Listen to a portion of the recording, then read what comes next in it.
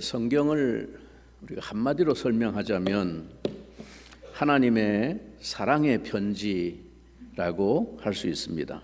성경에는 그야말로 하나님의 사랑에 관한 무수한 이야기가 기록되어 있습니다. 그런데 그 가운데서도 오늘 본문 이 요한복음 13장 1절은 우리에게 아주 깊은 울림을 안겨주는 특별한 감동이 있습니다. 하나님의 사랑을 막연하게 말하기보다 하나님의 사랑이 어떤 것인지를 현실적으로 보여주고 있기 때문입니다. 자, 1절을 우리 같이 한 목소리로 다시 읽겠습니다. 1절, 유월절 전에 예수께서 자기가 세상을 떠나 아버지께로 돌아가실 때가 이른 줄 아시고 세상에 있는 자기 사람들을 사랑하시되 끝까지 사랑하시니라.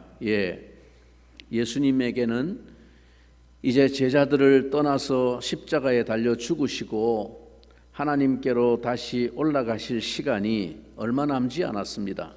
시간은 점점 다가오고 사랑하는 제자들을 두고 가야 한다는 사실 앞에 예수님도 마음이 아프셨을 것입니다. 그러나 예수님은 이 마지막 시간까지 제자들을 사랑해 주셨습니다. 이제 우리가 읽는 이 요한복음 13장부터 이 후반부, 요한복음의 후반부는 마지막 21장까지의 이 기록은 예수님이 세상에 있는 자기 사람들을 사랑하신 이야기이고 그것도 끝까지의 사랑을 하시는 것에 대해서 말해주고 있습니다. 여기서 자기 사람들을 사랑하신다 할 때 자기 사람들이란 누구를 말할까요? 1차적으로는 예수님이 3년 동안 데리고 다니시면서 하나님 나라를 가르치고 함께 하신 제자들일 것입니다.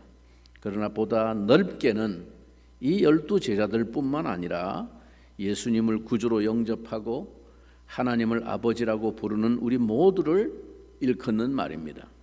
그래서 앞에 17장에서 예수님은 자기 사람들을 아버지께서 내게 주신 자들이라고 표현하셨습니다. 또한 앞에서 예수님은 우리를 아버지 손에서 빼앗아갈 자가 아무도 없다라고 선언하셨습니다.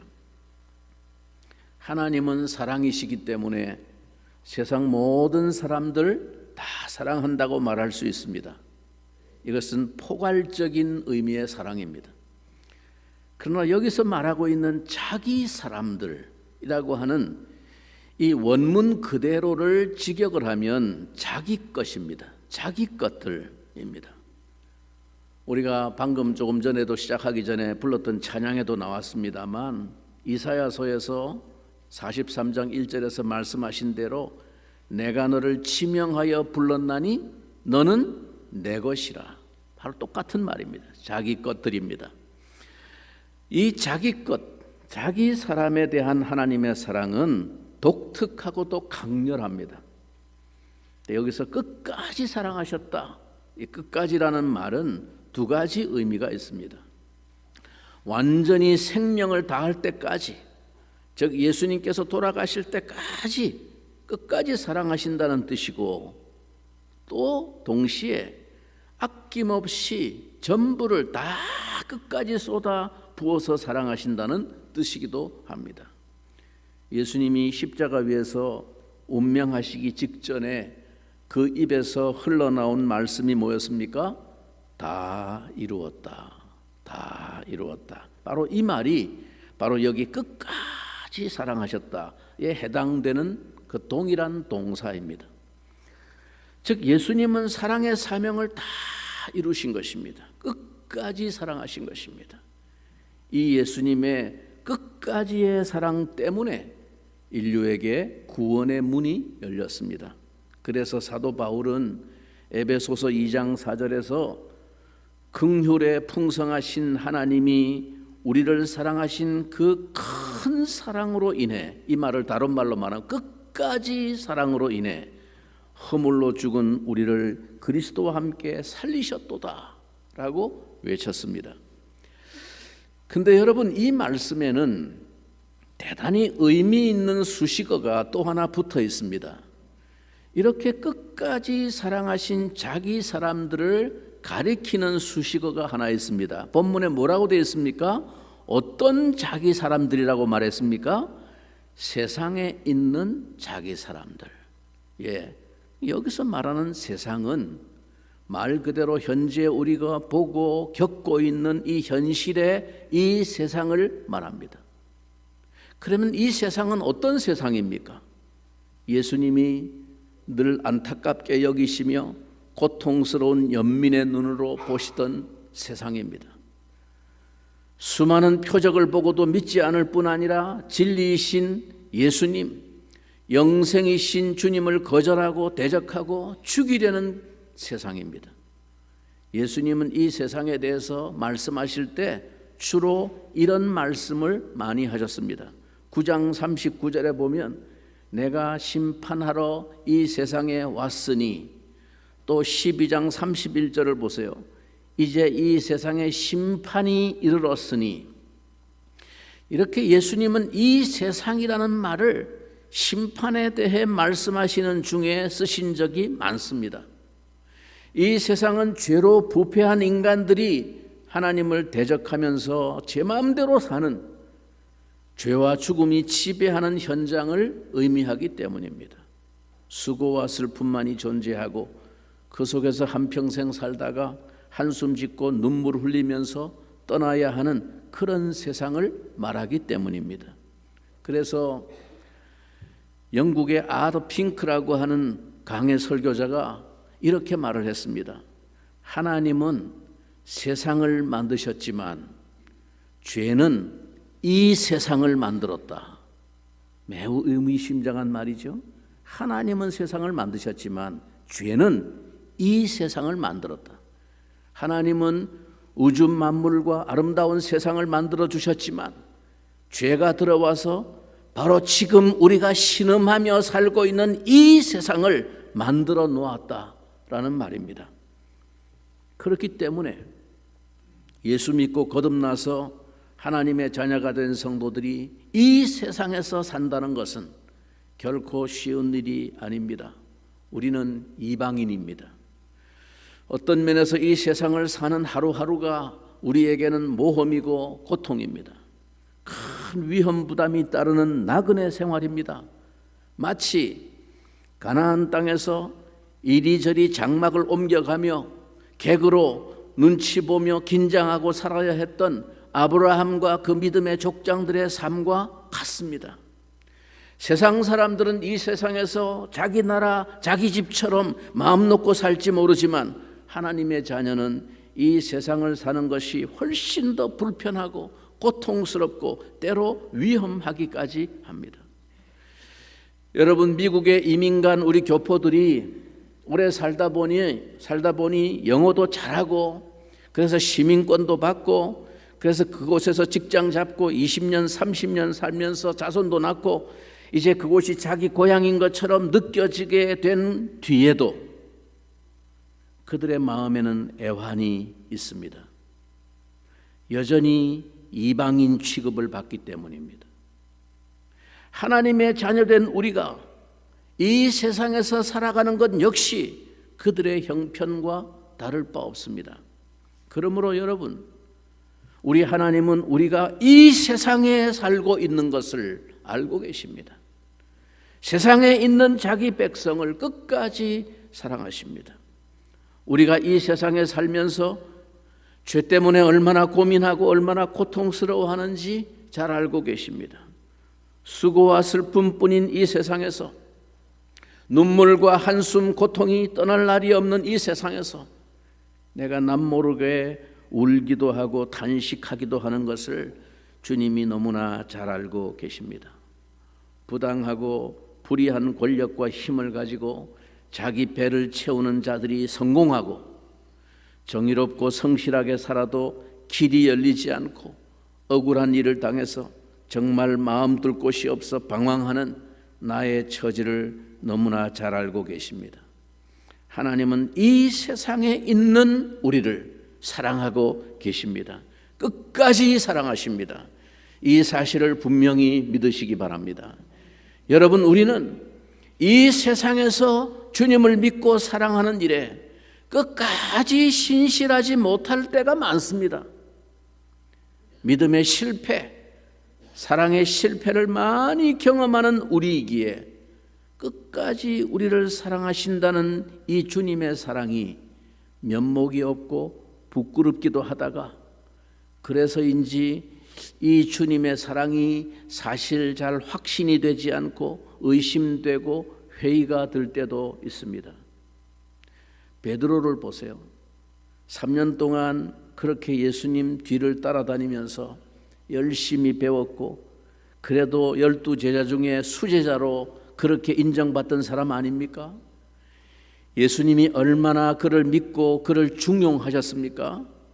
그러나 그는 자기가 급하게 되니까 3번씩이나 예수님을 저주까지 하면서 부인했습니다. 우리 같으면 그런 사람을 다시 보겠습니까?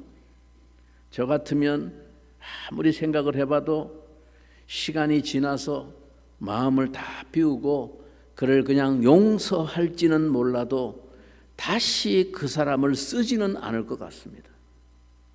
그럼에도 불구하고 예수님은 어떻게 하셨습니까? 요한의 아들 시몬아, 네가 나를 이 모든 사람들보다 더 사랑하느냐? 내 양을 먹이라. 다시금 사랑과 신뢰로 불러주셨습니다. 자기 사람을 끝까지 사랑하시는 주님의 모습을 가장 감동적으로 보여주시는 장면입니다. 우리도 마찬가지입니다. 우리의 믿음이 시들해지고 병들 때가 있습니다.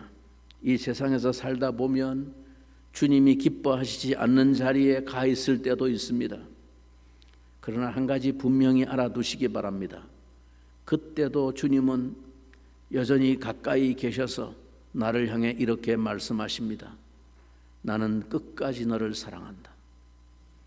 남이 모르는 골방에서 혼자 슬픔을 사귀며 한숨 짓고 고통스러워할 때, 그때도 주님은 나를 사랑하신다고 하십니다.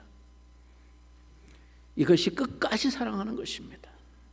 나이가 들어서 머리는 하얗게 새고 힘이 빠지고 이제는 그렇게 따르고 존경하던 주변 사람들도 하나둘 다 떠나고 혼자 빈 방만 지키면서 자식들 눈치 보며 남은 여생을 살아야 하는 피곤한 우리 부모들.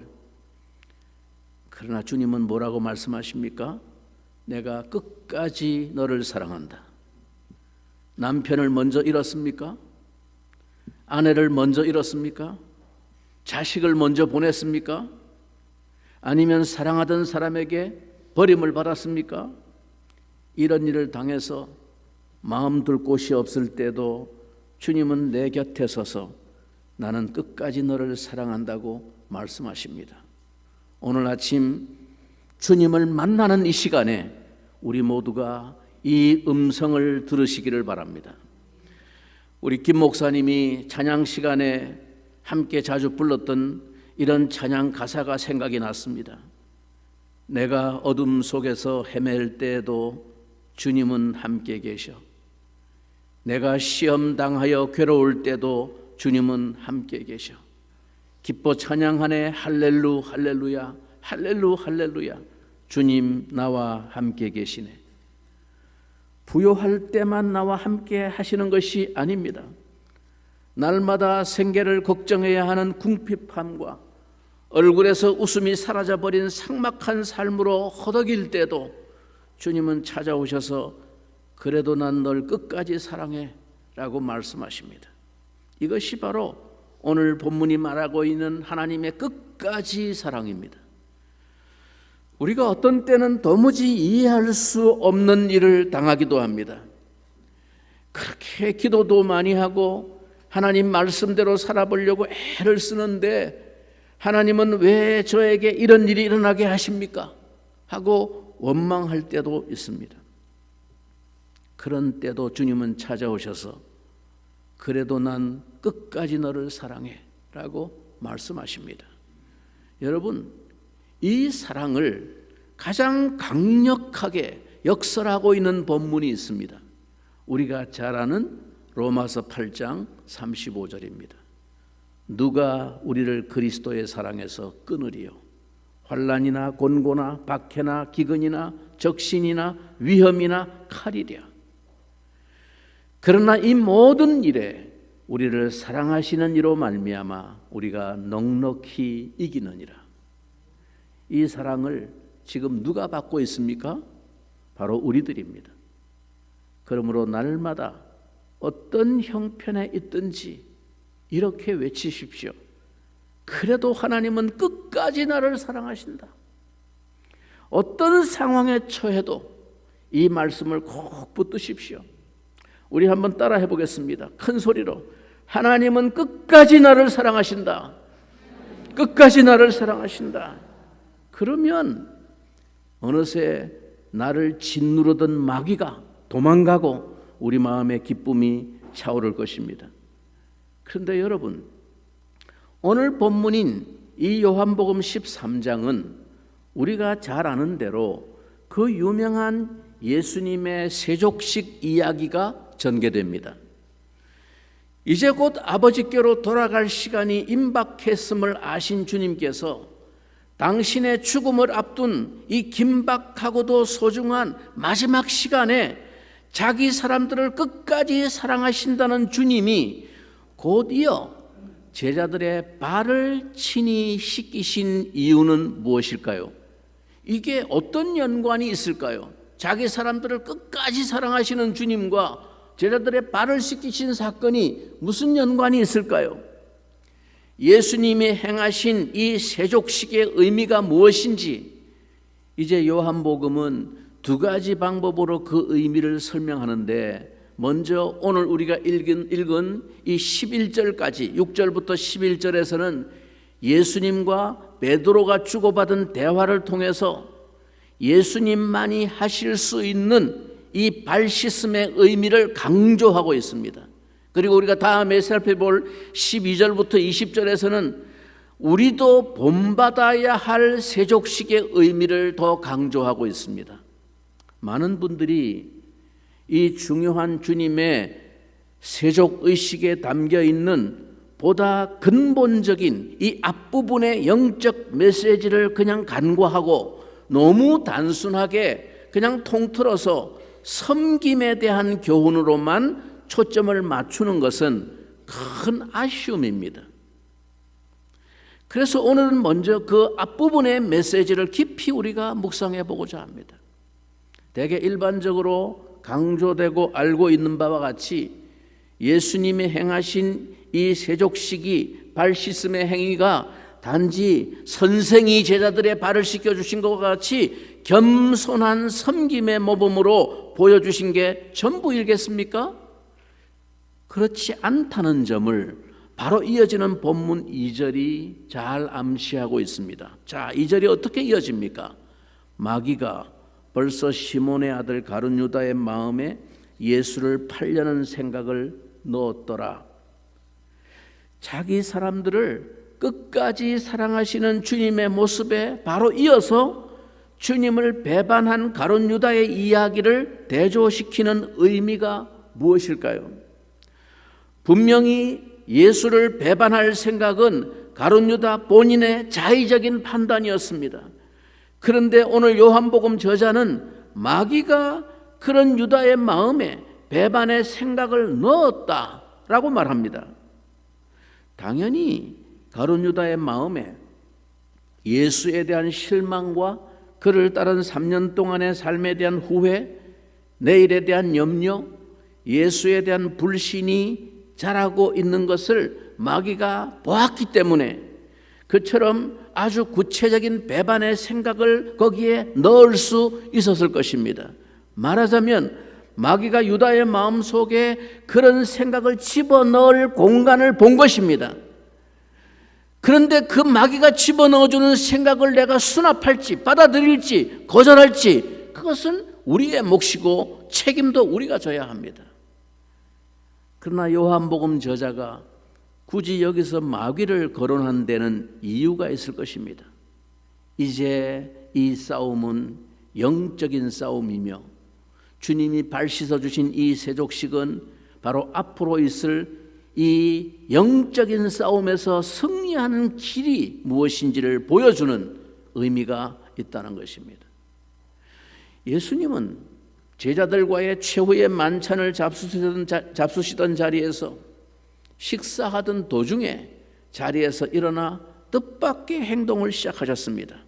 저녁 먹는 중 예수는 아버지께서 모든 것을 자기 손에 맡기신 것과 또 자기가 하나님께로부터 오셨다가 하나님께로 돌아가실 것을 아시고 저녁 잡수시던 자리에서 일어나 겉옷을 벗고 수건을 가져다가 허리에 두르시고 이에 대야에 물을 떠서 제자들의 발을 씻으시고 그 두르신 수건으로 닦기를 시작하여 차례차례 제자들의 발을 씻겨주신 주님이 마침내 베드로의 차례에 이르셨을 때 베드로가 거부하면서 버팁니다.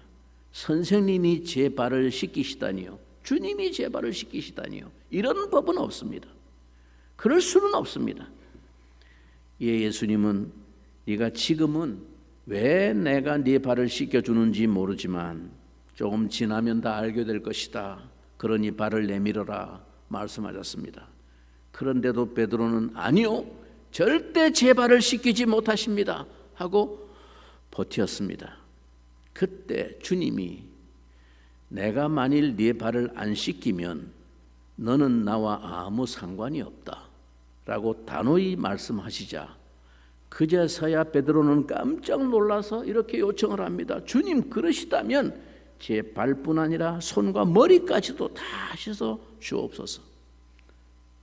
여기서 주님은 너무나 놀라운 말씀을 하셨습니다. 다 같이 10절 말씀 우리 한 목소리로 다시 읽겠습니다. 10절입니다. 다 같이 예수께서 이르시되 이미 목욕한 자는 발밖에 씻을 필요가 없느니라. 온 몸이 깨끗하니라. 너희가 깨끗하나 다는 아니니라 하시니, 예수님께서는 목욕하는 것과 발 씻는 것을 비교하시면서 그들의 발을 씻기는 것에 어떤 영적인 진리가 담겨 있는지 교훈해 주셨습니다. 여러분, 목욕과 발 씻는 것의 차이가 무엇입니까? 목욕은 한 번 하는 것이요, 발은 자주 씻는 것입니다. 물론 이렇게 말하면 이 말은 목욕은 평생에 한 번만 한다 그런 뜻은 아닙니다. 그러나 이 말은 상대적인 비유의 표현입니다. 오늘 이 말은 아무 때나 온수 냉수를 마음대로 쓸 수 있는 문화 속에 살고 있는 우리로서는 이해가 안 될지도 모릅니다.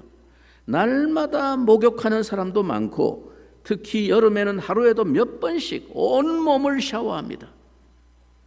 그러나 옛날에 그런 문화적인 목욕 시설이 가정마다 갖춰져 있지 않고 물도 흔하지 않던 시절에는 정말 목욕은 1년에 한 번 추석이나 설날 전에 가마솥에 물 끓여서 한 번 했습니다. 어머니가 다 씻겨주셨습니다. 얼마나 빡빡 문질렀는지 모릅니다. 왜? 1년 버텨야 되니까 때를 다 벗겨냅니다. 아주 살같이 나중에 이렇게 상처가 날 정도로 벗겨냅니다. 제 어린 시절까지만 해도 이런 문화가 다 경험이 되었습니다. 지금 젊은 사람들은 이게 무슨 동화 속에 나오는 얘기인가, 무슨 전설에 나오는 이야기인가 그럴 겁니다. 여러분, 우리나라뿐만 아니라 고대 유대 나라도 더구나 유대 땅은 물이 귀한 환경에서 오늘날처럼 그렇게 매일 목욕을 할 수 없었습니다. 그러나 그들의 문화는 샌들을 신고 다니는 문화입니다. 땅도 아주 건조하고 메마른 땅입니다. 그러니까 먼지가 얼마나 많은지 모릅니다. 그런 사회에서 밖에 나갔다가 들어오면 발은 매일 필수적으로 씻어야 했습니다. 목욕은 꿈도 못 꾸지만. 그러면 목욕하는 것은 무엇을 의미하는 것일까요? 목욕하는 것은 신학적인 용어로 말하면 속죄를 뜻합니다. 다시 말하면 모든 죄를 다 용서받았다는 것입니다. 예수님의 대속으로 나의 죄값을 다 치렀기 때문에 그 은혜로 값없이 의롭다 하심을 얻게 된 것입니다. 이것을 주님께서 목욕한 것으로 비유하신 것입니다. 이것은 한 번으로 끝난 것입니다. 그러므로 예수 그리스도 안에 있는 자에게는 이제 결코 정죄함이 없다라고 사도 바울이 로마서 8장에서 선언한 것입니다. 이런 의미에서 예수님도 베드로에게 이미 목욕한 자는 온몸이 깨끗하다라고 말씀하신 것입니다. 자, 그러면 상대적으로 발을 씻는 것은 무엇입니까? 날마다 하나님 앞에서 회개하고 자백하는 것을 말합니다. 아무리 하나님이 예수 그리스도의 대속으로 값을 치르시고 우리를 그 은혜로 의롭다 하셨지만 현실적으로 우리가 죄짓지 않고 사는 날이 과연 얼마나 있습니까? 해수욕장에서 샤워하고 수건으로 깨끗이 닦은 후에 새 옷으로 갈아입어도 밖에 나와서 조금만 걸으면, 슬리퍼 신고 조금만 걸으면 모래나 흙 때문에 발이 다시 엉망이 되지 않습니까? 그래서 집에 들어가면 또 발을 씻어야 됩니다. 이와 같은 것입니다.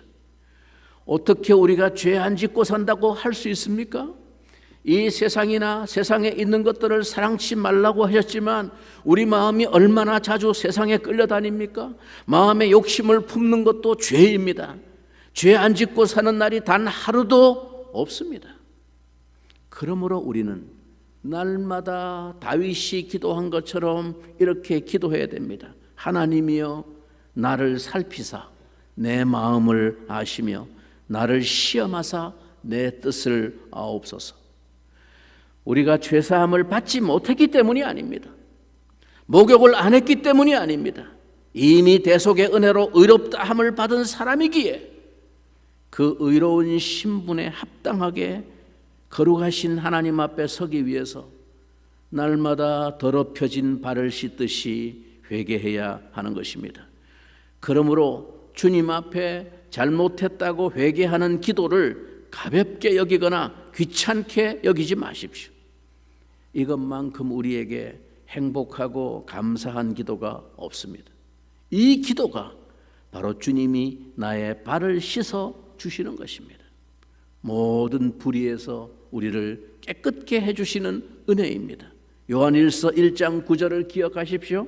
만일 우리가 우리 죄를 자백하면 그는 미쁘시고 의로우사 우리 죄를 사하시며 모든 불의에서 우리를 깨끗하게 하실 것이요. 하나님은 절대로 잠시도 우리와 자기 사이가 막히고 멀어지고 어색해지는 것을 원치 않습니다. 너무나 사랑하시기 때문에, 끝까지 우리를 사랑하시기 때문입니다.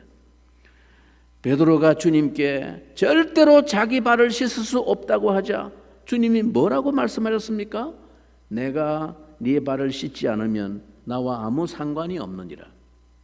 여기 상관이 없다라는 말은 교제할 수 없다, 동행할 수 없다는 말입니다. 우리가 매일 주님 앞에 발을 씻듯이 회개하고 자백하며 씻김을 받아야 하는 이유는 주님과 아름다운 교제를 유지하기 위해서입니다. 끝까지 우리를 사랑하시는 그 사랑을 내가 받으며 그 관계를 유지하기 위해서입니다. 주님을 향한 우리의 사랑과 신뢰가 우리의 허물로 말미암아 실패하고 깨어졌을 때 우리는 어떻게 끝까지 우리를 사랑하시는 주님의 사랑을 경험하고 다시 회복할 수 있을까요? 깨져버렸는데, 내가 죄를 지었는데. 그것이 바로 제자들의 발을 친히 씻어주시면서 전하신 첫 번째 메시지입니다. 길이 있다는 거예요. 너희들은 이미 내가 흘린 대속의 피로 목욕한 자와 같이 하나님 앞에 깨끗해진 자다, 거룩해진 자다. 그러나 내가 너희를 사랑하는 이 사랑의 교통교제 가운데 너희가 들어오지 못하도록 실패하고 허물로 죄를 범하여 내 관계가, 너와 너의 관계가 깨어졌을 때 어떻게 할 것이냐? 이젠 끝났구나 하고 네 갈 길로 갈 것이냐? 그렇지 않다는 것입니다. 발을 씻어라. 기꺼이 내가 네 발을 씻어준다. 곧 회개의 자백으로 다시금 깨끗게 씻어주시는 주님의 은혜를, 그 사랑의 교제를 회복하는 길이 이것이다 라고 말씀해 주신 것입니다. 여러분, 앞에서 말한 이 가룟 유다의 실패가 무엇입니까? 그는 자기의 죄와 실패를 고백하며 주님 앞에 나아가지를 못했습니다. 그날 밤 주님이 가룟 유다의 발도 다 씻어주었습니다. 왜? 유다도 그 자리에 있었으니까. 그러나 그는 목욕한 자가 아니었습니다. 그는 마귀에게 자신을 내어준 사람이었습니다. 의롭다 하시는 하나님의 은혜를 믿음으로 받아들이지를 못했습니다. 그러므로 그는 끝내 자신의 양심의 후회에도 불구하고 다시 주님 앞에 나아가 회개하지를 못했습니다. 그래서 예수님께서 너희가 깨끗하나 다는 아니니라 라고 말씀하신 것입니다. 하나님은 우리가 회개할 때 외면치 않으시고 가까이 다가와 주십니다. 죄 때문에 마음이 상한 자를 고치시는 주님, 중심으로 통회하는 자에게 가까이 하시는 주님이십니다. 다시금 주님과의 교제의 통로가, 그 은혜의 통로가 회복되도록 그 사이를 막고 있는 그 죄를 치워주시고 깨끗하게 해주십니다. 이것이 하나님의 끝까지 사랑입니다. 회개는 바로 이 사랑을 날마다 누리면서 유지하는 축복의 길입니다. 이 은혜를 놓치지 마십시오. 이 은혜가 아니면 우리는 하루도 살 수가 없습니다. 사방을 둘러봐도 답답한 일들밖에 없는 어려운 현실입니다.